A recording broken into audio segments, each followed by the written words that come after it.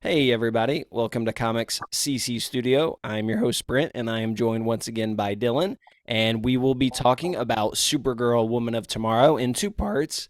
This episode we're going to be talking about issues 1 through 3 mainly. We might get to issue 4 if we have time. But anyways, without further ado, Dylan sir, how are you today? I'm doing pretty good, sir. Just got done reading Woman of Tomorrow yesterday, so I'm knowledged and ready to talk about it. Right. Yeah. So I've actually read through it twice now. I think once was on the DC app, and then I do have this trade here for those Yeah, watching on YouTube. And I opened that up, and that's how I read it the second time. So I guess we'll just jump right in. Uh, the We're not necessarily going to go through like everything in this comic, but we're going to see some things that maybe jumped out to us, some of the artwork we liked, things of that nature. So one of the things that I'd like to get your thoughts on, at the beginning, Ruthie has words like noble and her father didn't die. A dignified and honorable death or something to that effect. So I'm wondering right from the start with this wording, do you think there's a possibility after all the trauma Ruthie will go through and we'll talk about that there is still somewhat covering up emotions, or do you feel like it's more, yeah, like kind of how do you read that with all these words, or do you think that was maybe could have been even their culture, their land? might have been their culture of their land, but at the same time, you know how she has brothers. It Yeah. doesn't even feel like the brothers care. So I don't know if she was like the only child of her father that actually spent time. They spent time together, That's an interesting thought. or like um like if the men just don't like have emotional connection with the fathers, and they have more of a connection with the moms, and then like the daughters have connections with the fathers. But um I mean, I think it's a lot of suppressed trauma as well, like maybe like her I'm trying to think of something.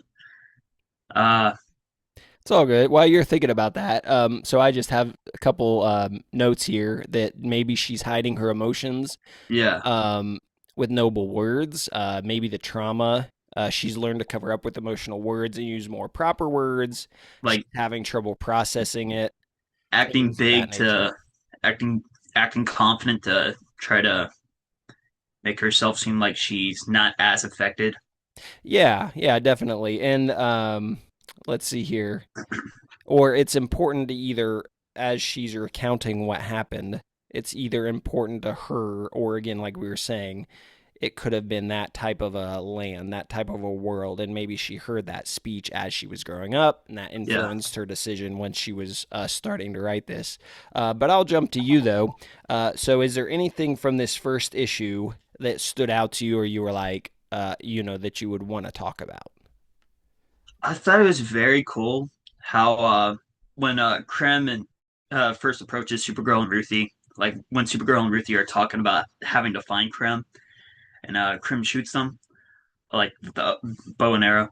I think it's very cool how Supergirl stands her ground and just walks up on him even after getting shot by the arrow, Yeah, and it's like I'm Supergirl and I'm gonna kick your butt. Basically, it was really cool. yeah. I thought that was something that they probably should have done in the movie. It's Mm-hmm. such a really cool moment. Yeah. But like I thought that was awesome. Of course, it caught me off guard because of course I watched the movie first before I read the book. But it Okay. caught me off guard when Ruthie's whole family didn't die. It was just her dad, and she had Yeah. brothers, and her mom just didn't really care. I'm like, huh? Why doesn't the mom really care? That was Yeah. It is interesting. You don't really see the mom showing a lot of emotion one way or the no. other than when Ruthie starts to set out on her quest or her vengeance or whatever. So that is an interesting thought that I hadn't really thought about before. And I wonder if that played into their decision of just like, okay, the whole family doesn't really do much anyway throughout the story, so we really Yeah. don't need them. Maybe that played into their decision. I Um, wonder if in their culture on their planet, if marriage is just a thing for convenience. Interesting. Yeah. Almost like a job, maybe. Yeah. Yeah. Kind of. That's interesting. And definitely there is a possibility that you see that again with um yeah, I don't know. I don't know how emotions are dealt with on that planet. Maybe not very well, right? Maybe it's like the family that never talks about any issues within the family and Yeah. there's a hard time processing everything what's going on. You might make a lot of commotion, but nobody ever gets to the root of what people are feeling, right? I guess that's possible. So it's interesting. In the beginning, she describes Ruthie, a criminal, a thief, and a liar. Um, and then she obviously contrasts that with her father, was did not die dignified or honorable death. And throughout the story, we'll see she uses other words where she was. It seems like she had a very fondness, like you said, maybe opposed to the brothers, a fondness of her father. But I think there's a contrast she's trying to make right away that, like Krim is not a good guy. Like Yeah. he is just and obviously if that happens, yes, you're not going to have a high opinion of this person. But right off the bat, it was just like this guy is just is wretched, which again, that's totally fair with his Yeah. behavior. Um, did you Like, mention? Oh, go ahead. oh, Go you ahead. continue first. Sorry. Well, I was going to move on. So yeah, if you had anything else on Okay. that, go ahead. Well, you mentioned him being a liar, so I'm wondering if he like said some words to because it said in the opening pages that like he stayed the night with them before he killed the father in the morning. Interesting. Yeah. So I'm wondering if he like said something like lied to them to stay with them for that one night before going and killing the Interesting. dad. I don't know if he had his eyes set on, well, of course he didn't, not on the sword, but like had an ulterior motive. Mm-hmm. Maybe they didn't cover as much about the dad as they probably could have. Maybe there was Right. something about the dad. Maybe there was a bounty on the dad. Uh, Interesting. I I don't know if they maybe it just slipped my mind if they covered that in the later issues, but Yeah. um, he must. I feel like he must have an ulterior motive of some sort. Interesting. Yeah. I think I let's see here. I said something about I think I was talking about, let's see here, because he was the agent of the king, a wicked king, it would seem. I said, or Krim acted on his own accord. Let's see if we Yeah, find out. Ruthie seems to be intrigued by the swords and the knights, and again, the noble talk. And also, like, did you have any thoughts? And Ruthie asks, why would he left the sword? Did you have any thoughts on that initially, or is it kind of just like one of those points that's there, and you're like, well, maybe we'll find out, maybe we won't. I think it was maybe we find out, maybe we don't. Yeah. Um, the sword's not. It didn't really have a big focus like I thought it would because I saw the movie first, and the sword was Right. kind of a big part of the movie. Yeah, And totally. so throughout the book, it's barely used. Yeah, I that is mean, true. they still fight with it, like mostly Ruthie. I find it funny that Supergirl's on the cover and it's her holding the sword, but Mm-hmm. like I don't recall a moment where she actually uses the sword. Gotcha. That will So that will come a little bit later, but we'll save that for our later yeah, discussion. So, um, I have to scroll through it again or something to find a point yeah, where I'm like, when did she use the sword? Because I just can't remember when she did. yeah. So let's see here. So it's almost like when Ruthie's about to leave, again, she's sitting with her brothers. They're like, it's an interesting scene where her and Ruthie are looking at each other. And it's almost like her mom knows. And then, of course, her mom is outside as she's about to leave. Yeah. So did you feel like maybe her mom secretly was like, I kind of like, even though maybe she knows, like, my daughter, there's no way this will happen. Is there any way she's secretly like, maybe by some miracle? Or was it again? Did you feel like that was just more of indifference, and we didn't again see much emotion from the mother? I feel like the mom was hiding feelings. Okay, Maybe she was trying to stay strong for her kids. right. Um, in the panel with her brothers, I couldn't tell if they were partying or fighting while eating eating dinner. Kind Yeah, of looks like they're yelling at each other. right. And I But think Ruthie even says something about that. I've seen enough pigs to know when things are yeah, just basically commotion or whatever. yeah. So I do think the mom is maybe hiding her feelings so she doesn't make Ruthie feel worse. Because you could see that Ruthie, she's not crying or anything, but she's like angry. So maybe if her mom intervened with that, that Ruthie would probably even get a little bit more angry. I don't Mm-hmm. really, like when you see your parent, they're upset, it kind of distresses you a bit.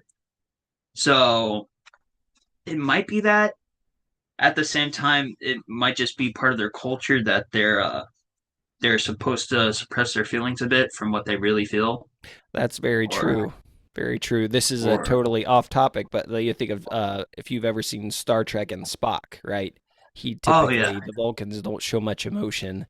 And obviously, later in the story, we'll see that Ruthie does show emotion, but again, she's just a child, and so it's like maybe her mom. And I hadn't really thought about that, so that's an excellent point. Maybe her mom and her brothers, they're like, there's a little bit of commotion, but it's like, yeah, but we're kind of have to. I mean, obviously, yes, her brothers show emotion, but yeah. I they're mean, her her brothers are probably thinking there's nothing to do about it. right. Like they're probably already thinking that Krim's all planted or something like that. But And they are like, if he killed our dad, do we really stand a chance against him? yeah, I mean Ruthie. Um, I totally forgot what I was gonna say. All good. So But I was going to say, if you remember, we can go back to that. But let's move on to the scene where actually she goes to find the bounty or the bounty hunter or whatever. yeah, I think she just calls him the bounty, so we'll go with that if you're okay with it. yeah. Let's go to that scene and then kind of where she meets Supergirl. Was there anything that stood out to you in that section of the first issue? Not really. It kind of plays out the same as it did in the movie, except like Supergirl doesn't fight for the sword. She like sees that Ruthie is getting her sword stolen, and then I guess that does kind of play out like the movie. But just trying to stand up for a little girl that's basically getting bullied and hit by this bounty hunter that she's trying to hire. But Yeah, even in her drunken stupor, if you will, or red sun, how much effect yeah, was the alcohol? How much effect was the red sun? We don't know. But even in that stupor, she's like, "Look, this isn't right." And one thing I thought was funny was she's like, "No, it's all right." Like Supergirl is saying to this bounty, she's like, "No, it's all right." She's like, "I'm 21 now." She's like, "That's the truth, the justice, and the American way," or something yeah, like that. Just like totally kind of out of it. She's heard that, right? And she's yeah, like, "Yeah, this is what that is." And then I do really like the art scene where Supergirl's holding the two swords, yeah. and That's awesome. yeah, Krim is on the. I'll just show it real quick here for those that may. Just kind of a brief, not Krim, but the bounty hunter is down. Yeah, Yeah, I really like that section.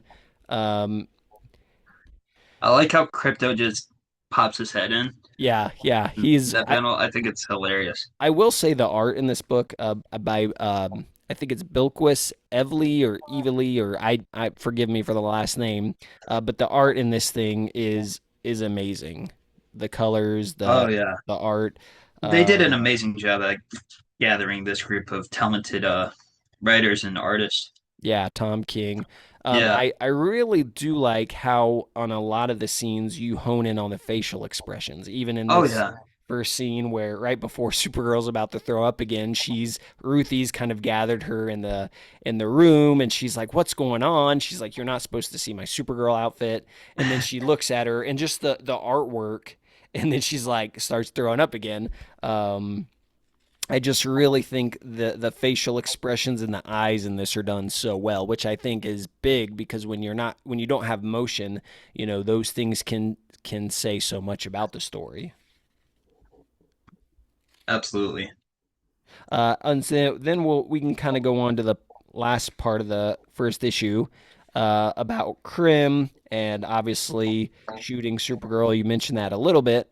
Was there anything else about that section that you kind of highlighted or wanted to talk about? I mean, even when Supergirl gets shot, it's it's crazy how strong she is, even while she's in a red sun. I That's just so cool. Like, Yeah. I love how Kryptonians, even though like if they're affected by something, they'll still try to fight through it. Mm-hmm. I always think that's really cool. It shows Supergirl's toughness. I think that's a huge part about her character, and it shows how resilient she is. Yeah, definitely. I think one of the things I said about the movie, and I think definitely you see it through this too, is she's a fighter through and through, Oh like yeah, inside and out. And I'm not saying Clark isn't by any stretch, but I feel like you really through this story, that's really highlighted is like she's fighting inwardly, she's fighting outwardly. And just here's another thought, and I'm not sure I know the answer to this. But maybe only Krim has one poisonous dart. And so he's like planning to shoot Supergirl. Crypto takes off at him, and then he shoots Crypto instead. Because I don't feel like there's any mention of poison in the arrows that hit Supergirl. But at the same time, I'm yeah. like, I just now thought of that. I'm like, wait a minute. Like, does he only have one poisonous arrow and he thought that was going to be enough to take her out? Maybe as such as his other victims, or all those poisoned and just Crypto. It hits Crypto differently. Had you thought about that, or do you have any thoughts on that? It might just hit Crypto differently, but Okay.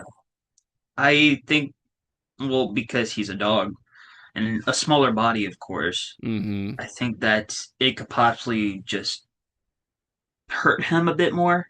I Yeah. mean, if you see where it shot him, it looks like it kind of shot him in the shoulder area or like near the Right. neck. Right. So, in a much more like sensitive area. Yeah.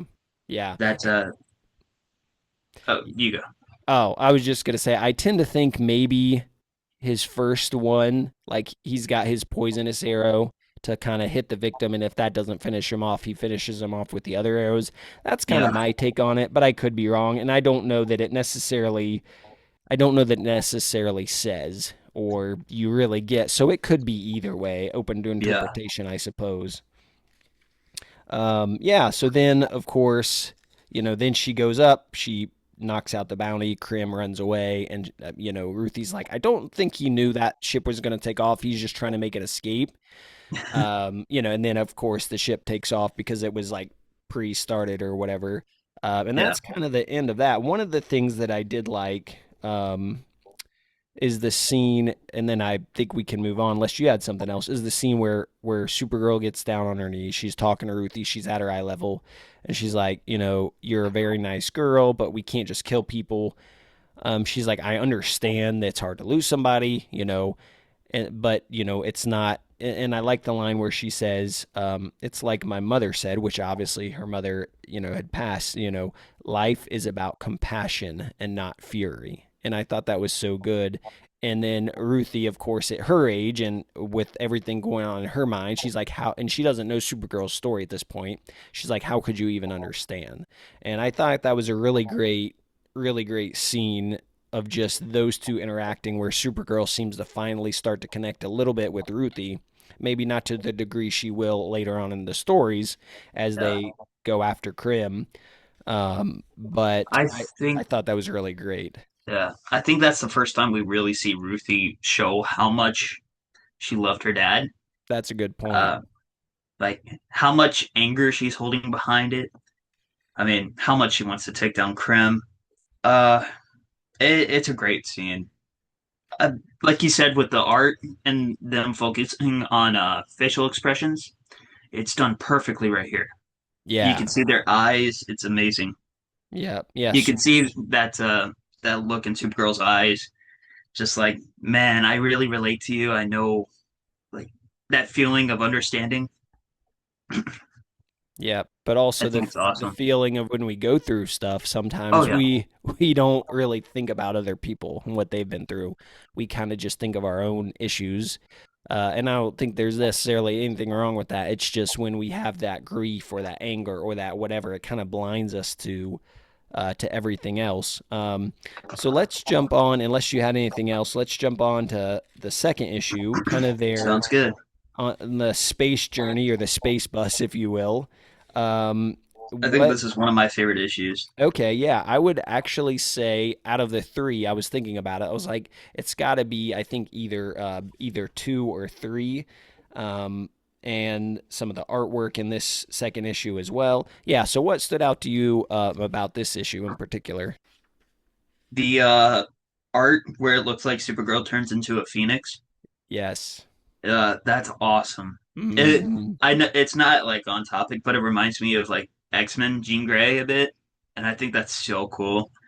And the space dragon, the way they draw it is amazing. The way they color it, this is like one of the most beautifully done colored and art I've ever seen in comic books. yeah. Great. Yeah, that is very high praise, and that I would definitely agree because you don't just have and was there you may have been talking about it. Was there a comic? Did you say you had read the Peter David run? Of Supergirl, yeah. Was that where the Earthborn Angel is, or I was believe that so, yeah. a different comic? It is. Do you know Well, it's was Linda Danvers. Linda Danvers, The Matrix. okay. Now, is Yeah. there anything like this where she has like wings, or is this because I thought I heard on one podcast they said this was kind of a tribute to that era of Supergirl? I think she does. Okay. I'm only like halfway through the Peter David stuff, so Okay. let me look it up and see. Yeah. Well, as you're looking that up, and that's fine if not. But yeah, the art there, that was one of the things I really stood out to me as far as this issue. Yeah, Um, it's definitely it takes inspiration from it with the wings. okay, great. Um, So let's see here. On the way to the Yellow Sun, there's several oppositions of people who Superman defeated, and of course Supergirl has to defeat them again. Um, let's see here. She was not soft, as Ruthie explained, and defeated his foes again. So it's like these people like they can't really learn. They're like, oh, there's the emblem. I'm gonna get her, and it's like, no, these people are called Superman and Supergirl for a reason. Yeah, I like how I think it's mentioned in this issue. I like how people are like telling Supergirl, Supergirl's not really your name, and she like doubles down on it. Like, yeah, Right. I'm Supergirl. Like, what are you talking about? I'm Supergirl. I Yeah, think that's awesome yeah, here's the and S hilarious. shield. Here's the S shield. Yeah, Who am I if I'm not Supergirl? exactly. Let's see here. Just some kind of synopsis. Supergirl teaches Ruthie to wash her hands. She takes out the dragon as well as um, stop people that basically want to get after her due to Superman. She shuts up a big alien who's disrespecting Ruthie. Um, and then do you have any thoughts on when she asked Supergirl? This is kind of toward the end of the issue, so we can go back and forth if you want about the revenge factor. Did you ever seek did you ever try to seek revenge or avenge your family when your planet died? Did you have any thoughts on that part there? Uh, uh, not really. I don't really think there's much Supergirl can really do about it Right. for Krypton, especially for Argos. I think that's what it's called, the Kryptonite City. Oh, well, the Krypton City. Yeah, That's Argo City. yeah. I don't really think there's much she can really do about it or to avenge her people. Um, because everyone was dying of kryptonite poisoning. So what is there that she can really do? I think that's something Supergirl would think about is like, man, there's nothing I could have done about it. Like that's Right. the sad part is that people just get sick, and that's part of life. So, but when there's so much of it, it gets really depressing for sure. She's probably just like she probably holds a lot of anger herself just because of that knowing that she couldn't do anything about it. Mm-hmm. Like what can she do about it? She's not a scientist like her parents, I believe. Is she? Is she a scientist? I don't think I so. don't think she Yeah. was. I think, more it was more her Even parents. even her dad was like, "There's nothing I can do about it. The only thing we can do is save you." Right. So Yeah, so do you think when Ruthie says in her response, I heard a whole life of regret, do you think Ruthie was interpreting that as that she did not try to avenge her planet, or do you think Ruthie was reading that as she just regretted the whole situation? Like in this part of the story, after that question, it makes you feel like Ruthie's asking her about vengeance and revenge, and she feels like she regretted not doing anything. But maybe it's more to your point of like, no, the regret was she couldn't do anything, and it wouldn't even make sense to try to go after people or be rageful. Not to say that she wouldn't have yeah, had those feelings, but again, when you don't have anyone and there was no cause by anyone, like yes, you could lash out, but then what's the point? You yeah, know, and then she's sent to this other planet, and now she's trying to process all that. So what do you think when she said, "I heard a whole life of regret"? Do you think she heard wrong, or do you feel like the regret was not about revenge? It was just kind of what you said that she couldn't do anything. I think the regret is that she couldn't do anything about it. Yeah, Like it's just up to destiny, I would say, like up to a higher cause. right, Because like even with all the like what I love about Superman 78 is that Superman says to himself is that even with all these powers, I can't save everyone. right. Because like Jonathan Kent died of a heart attack, Krypton died due to its own causes from the red sun and the planet basically imploding on itself. Mm-hmm. So there's nothing they could have done to really stop it. You know, like I feel like if Supergirl and Superman were to like if Earth was in a similar situation, they could probably save Earth, but like going back to the past when Krypton had its own circumstances, it's it's different, you know? Yeah. Yeah. You can't save everyone. That's what I love about superheroes is that knowing that even with all these powers, you can only save as many people as you could possibly save, but you can't save everyone. Mm-hmm. One couple final things on this issue. This just caught my eye as I'm looking. They're talking about Ruthie's kind of talking about her backstory of going to a red sun planet. She says once there, she secured a rather extravagant personal rocket that took them from the rest of the way, knowing that their powers would wane as they traveled. Her plan was to spend a jaunty day of celebration on my homeworld, board her rocket, and return here and fly home with her dog. My question is, was she celebrating her birthday or was she mourning the loss of Krypton? Or was it a combination of both? Because we don't, again, she says in the beginning, if you had only read this comic, knew nothing about Supergirl, you see the thought bubble in the first issue where she says, I lost my world, right?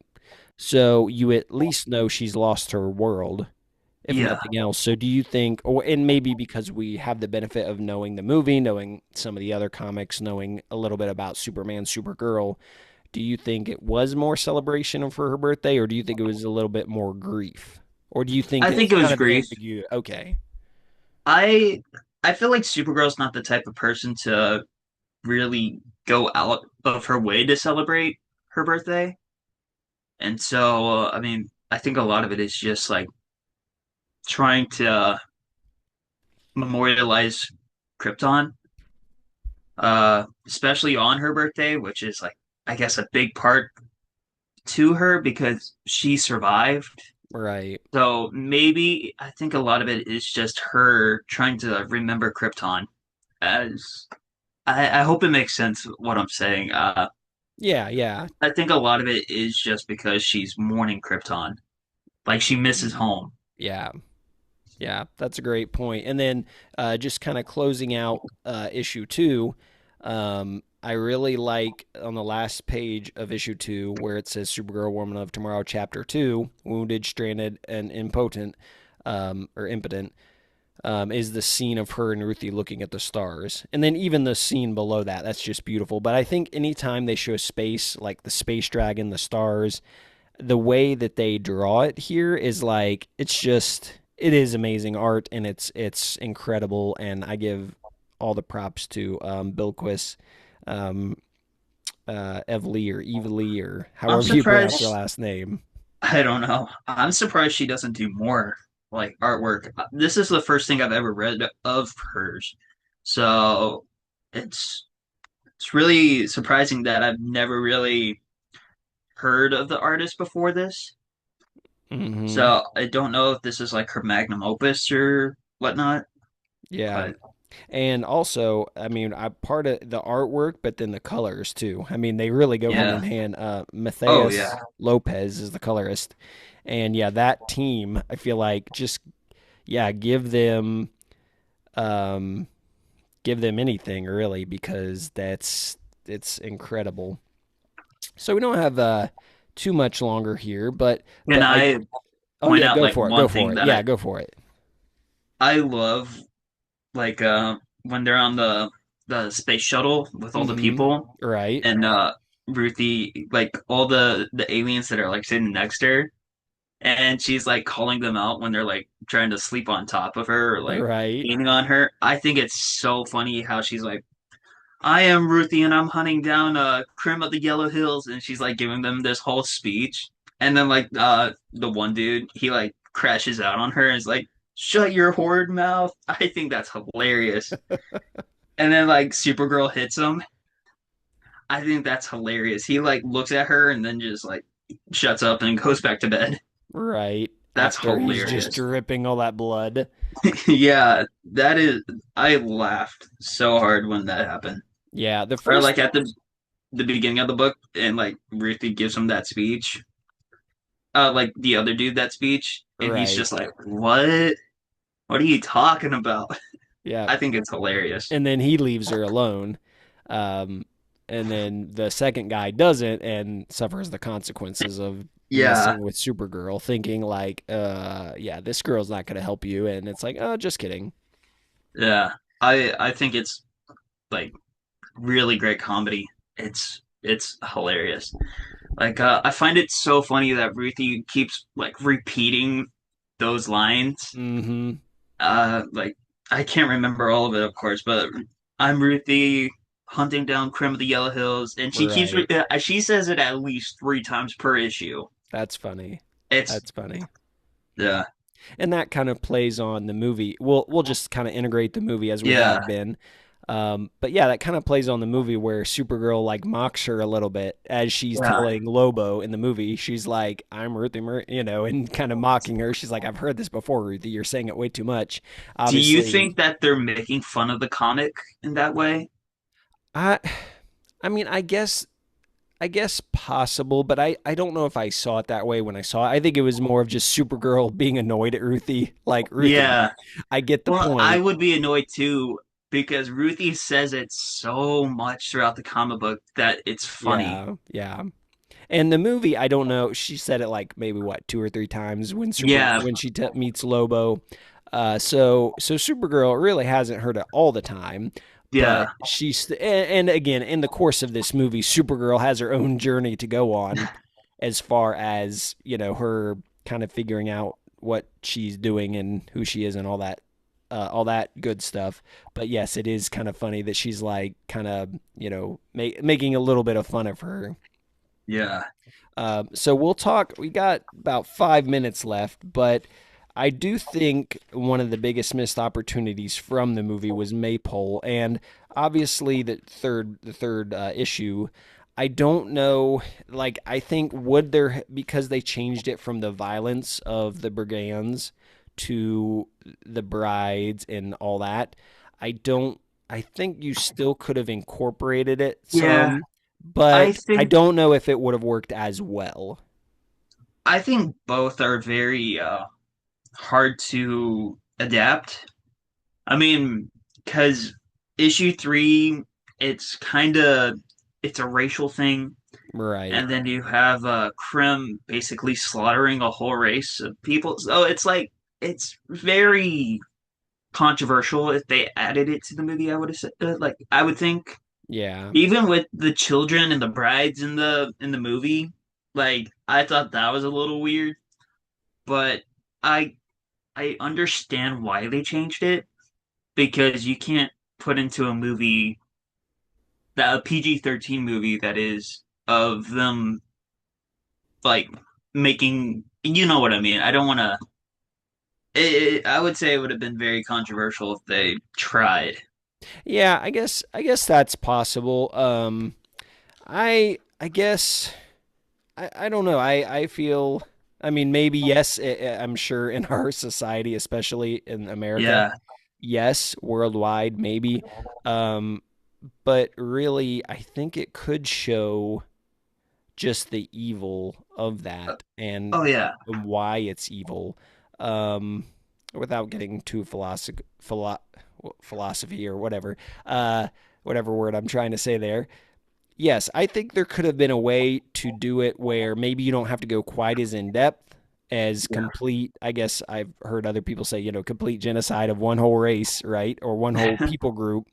Um, but at the I same, do I do think this is way better than what we got in the movie for that section. yeah, I think Krem being the leader of like that group of people is just kind of weird because it's not his character at all in the book. He's not he doesn't the brides are just really weird to me. I think that's just like, oh wow. But like Krem is basically just a mass murderer in the book. right, Or right. And so and even is he just out for his own, like is the yeah. brigands just another, he said he was a king's agent, and even in the beginning it's like, was I even asked the question, was he just doing it for his own gain? Was he using the king's agent as a kind of a just to be who he was, Yeah. and kind of justify, and is he using the brigands to justify the cruel type of person that he is? I wish in the movie they didn't make him as gross of a character because he seemed kind of like sloppy, like just like being disgusting, you know, Right. like acting disgusting, basically eating leftover food from like Supergirl's ship. Yeah. I think that's gross. I don't think this Krim would have done that at all in the comic No, book. I don't think so either. He was a So much more ruthless but also calculated individual, it he's would seem. yeah, he seems like the type of dude that's like really smart, but at the same time he's like really ruthless. The dude in the movie just kind of seems like he's doing it just to play into this character of nastiness, like just being nasty. Like Like not much character depth. yeah, Yeah. like there's a lot. I think Krim is like a really good villain in the comic book. Mm-hmm. Like you can understand why, like not understand why his character, but you can see why Ruthie's hunting him, or like just like why he's bad. You can see why he's bad in the movie, but he doesn't he doesn't have that aura, I would say, that Krim does in Right. the comic book. And Mm-hmm. I feel like that's the best way I can describe it because Krim in the movie is just a really weird dude. Yeah. And I think that's fair. Um, just jumping back to the comic real quick, I do think there was something missed. The scene where she's going to somebody and she picks up his desk, she smashes the desk, and he's like, I'm gonna have you arrested. She's like, you can, she's like, no, you can't, but you could try. And then they basically fly away, and that's where her and Ruthie first take flight, which you didn't really get a lot of that. Would it, as you did in the comic about them flying together. Ruthie, of course, in this page being terrified, and Supergirl's just like, my hands make coal. I got you. Don't worry. Or make I think diamonds out that's of really coal. cool, Yeah. Uh, especially that flying scene. It's really beautifully drawn. yes. Yes. Totally. And then, of course, they find Maypole, and then she goes back to question him. They shoot her the bullet in the eye. She flicks it away, Do you which think kind of, that's a reference to Superman Returns? yeah, I don't know when this was when Superman Returns and when this was made, but I think possibly Supergirl was made during COVID. This one, Woman of Tomorrow. Okay. I think so. Like around 2021, And 22, then Superman Returns was like what, 2008? 2006. Okay, yeah. So So, yeah, I definitely could have been for sure. And would have been fun to see that in modern technology because it was good back in that movie. yeah, Um, and then I think that oh, go I ahead. think that movie definitely has some really iconic moments that people don't give credit to. Hmm. Yeah. Yeah, And then, of course, they go, they find all the bones, and then, or they tell them what happened, how Krim got involved. And really, it wasn't until issue 3 that Krim gets involved with the brigands. And then, of course, the last issue shows a lot of violence, and then Krim where with the head brigand. And then, of course, the end issue is her and Supergirl just sitting there, Ruthie and Supergirl. She's like, it's too big, we're too small, which it'll be interesting because later on next time we'll see that line come back. Yeah, but just Ruthie can't believe she feels like at that point, and maybe this is where she really shows her age. She's like, oh, I know that there's bad stuff that goes on, but in her mind, she can't really fathom that. And of course, I take it Supergirl has seen, a lot worse, maybe not yeah. this degree, Like but she knows history of Earth and, yeah, different things. like Um, Ruthie is only hunting him because he killed her dad, but going through the worlds and finding out more things that he's done that are like way worse than just killing her dad. I think that gives her like more conviction to try and hunt this man down. hmm And so I think it also leads her to want to get revenge for other people as well. But Yeah, yeah. So I think again, I think the way you could have included Maypole is like, oh well, here's the blues and the purples, here's the purples bride, whatever. Again, would that have been controversial? Probably. And again, they're asking about the purples and the blues, and she's like, "Where's the purples?" And every time she brings that up, people get mad at her. Of course, you have the scene where Ruthie gets shot at, and Supergirl protects her, of course. And then she's like, "Okay, that's it. I'm done. What's going on?" And then of course, they find it out, and really just the tragic story within. And of course, it was ultimately. I don't know that it was just because. Although I will say this, it does seem like there was that segregation of the blues and the purples ahead of time, um, not just because of people's reaction, right? If they had just given them up to the brigands, you feel like it would have been more of a shameful look, not an aggressive look. But the fact that yeah, they're also aggressive and they're like, oh, don't worry about that. They didn't never stay in this room. It makes you feel like, okay, there was something else going on other than just them giving them up because to save their necks. It was like there was probably something there ahead of time that made that decision easy for them, which is it's just horrible, but that's kind of the way I read it. yeah, you make some really good points. And I do like the scene as far as artwork where Supergirl's hovering over the city. She says, "No, everyone is blue." And then the page before that, where it's her standing up, Ruthie, or flying, I guess, over looking out over the city, and the sun is setting, and just a great, great artwork there. That's pretty fantastic. I honestly think that's my favorite part about the series is the Hmm. art. Yeah. I honestly think if the art wasn't the way it is, I don't think it would be as popular. But like the Hmm. writing is still really good. Right. Like I know a lot of people don't like Tom King, but I think Tom King's a very solid writer. I think he's done some really great stuff. So this is definitely his magnum opus, I would say. That or Mr. Miracle probably. Okay. I have But not I've not read that one, and I would agree. I think for a comic book to really hit and to work, I feel like you have to have a good story, which no story is going to be perfect. You have to have yeah, and you have to have good art. I think of Kingdom Come. Why is that so popular? Well, Alex Ross. Alex Ross's drawing, and it's a compelling story too. Yeah. I Who wrote that one? Kingdom Come? Mark Waid. Or yeah, so there you go. I, A I great writer, great artist. there's a thing Todd McFarlane says, and it's you can have great writing, but a book that has terrible art won't sell. Hmm. And even if a book has like terrible writing, but like great artwork, the book will sell. You Yeah. know, I mean, I think Todd McFarlane was lucky enough to work with some really talented writers at the time. But I mean, Todd McFarlane himself was a writer, and I don't think his writing was that great. But his title still sold for Spider-Man and Spawn. Hmm. But Because of that when artwork. yeah, so like when you have a great creative team of people behind one book, I think that just shows the love and passion that you can put into something. Yeah. Uh, like with Supergirl, I mean, what I'm trying to think of another book that would is very similar to Supergirl when it comes to like the passion behind it. Uh, I mean, I guess All Star Superman, a lot of people would say, Okay.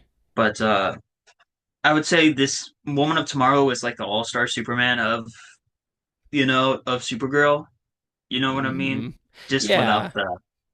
without the Superman sacrificing himself at the end. But Right. Yeah, and I think too this book is again just we've been talking a lot about the art and the story and the art, right? Because it's a journey of Ruthie, and as yeah, we'll talk about next time, how much of this journey was, accurate and we'll talk a little bit we'll talk about that some next, but yeah, it's a journey of Supergirl and Crypto, but more than that, I think it's a journey of this, developing Supergirl, developing this compassion. And I think she was compassionate probably before, but you're really getting to see that highlighted here, as well as just like you said, how tough she is, right? She's getting shot by these arrows and she's still fighting, right? She's, yeah. bleeding, but she's still fighting. Um, and I would say like this is definitely like a yeah, like I think part of the reason why this was not adapted in full, I don't know how you would have done this justice, even close to with the violence without making it an R movie, because Yeah. it's a brutal story. Now, I thankfully, even they don't show a lot in the. I I even mean, thought the movie itself already was like not made for kids. yeah, Like I was telling my dad after I watched it, yeah, I would never take like if I was a dad, I would never take my kids to see that movie because like the movie does not show the compassion for Supergirl as the comic does, I would say. Like okay, especially at the end. I mean, I think I don't I don't really know how to really explain it, but yeah, I like think they could have shown more of her compassion in the film. yeah. Yeah, I mean, she was already she was great, played by Millie Alcock. She did an amazing job. But one thing I wish we could have saw more is that compassion and Supergirl wearing the suit like more throughout the movie. yeah, Like that's one thing I noticed is that Supergirl she only wears the Supergirl suit. mm-hmm, Millie Alcock only wears it at the end. right, And so it's I get why the movie did that because they want it to be like Supergirl and Ruthie are kind of like on the same path is that they're trying to discover themselves. right, But in the book, Supergirl already knows who she is. She's Supergirl. right. Like she constantly says it throughout the book when people tell her, "Your real name's not Supergirl." And Kara is just like, "Yes, it is. I am Supergirl." So I Yeah. like how Supergirl knows who she is and what she's there to do and what she wants to be in the comic. Yeah, that's a great point. Even though she does go on a journey, I Oh would yeah, say. But yeah, she's already helping, already compassionate. She's comforting Ruthie at the end of this maypole, like the horrificness of all of that. She's not even saying anything. She's just there, right? And sometimes yeah, that's all we need when we're going through grief or sorrow. Sometimes you don't need people to say things, even though it's not necessarily bad to say things or help them talk through it. That's good. That could be good too, but also sometimes just letting people know, hey, I'm here for you. Like Yeah. that is something I think we could gather from the Maypole story about, yeah, there's all these horrible things. We all go through things in life, and to let that someone know that I am there for you is huge. Yeah. So Absolutely. I couldn't agree more. all right, man. Well, we are at the end here. I think we will at some point do a part two and kind of finish the book. And maybe we'll go a little bit longer. Maybe we'll break that into two segments. We'll kind of see how it goes. But thank you for everyone that listened. Let us know your thoughts on Supergirl Woman of Tomorrow as well as Supergirl the movie. And so thank you, Dylan, once again for joining me. I knocked my Absolutely. mic over. And all right, folks, for Brent for Comics CC Studio, we will see you later. And just remember, stay super.